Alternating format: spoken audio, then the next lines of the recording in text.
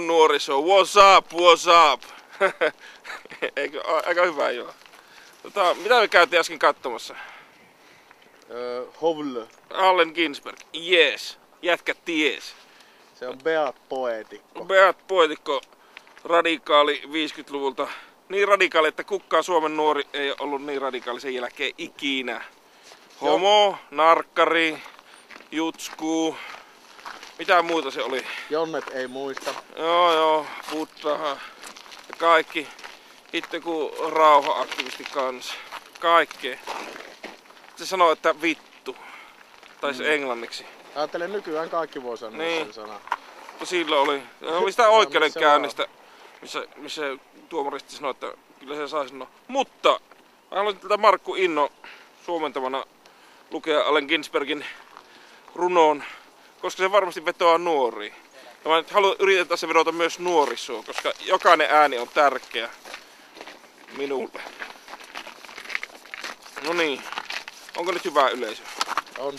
On maailmassa paljon persettä, paljon vittua. Paljon suita ja kyrpiä.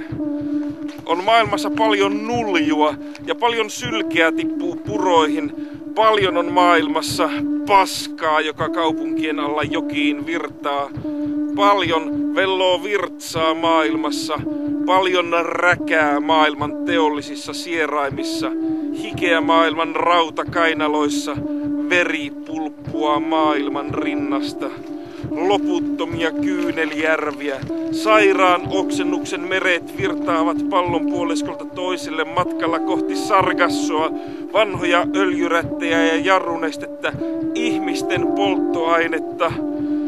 On maailmassa tuskaa, murtuneita reisiä, napalmi palaa mustissa hiuksissa, fosfori kalvaa kyynärpäät luuta myöten, hyönteismyrkyt saastuttavat valtameren vuoroveden, muovinuket kelluvat Atlantin yli, tinasotilaat täyttävät Tyynenmeren, B-52-pommikoneet ahtaavat viidakon ilman täyteen höyrypilviä ja loistavia loimuja.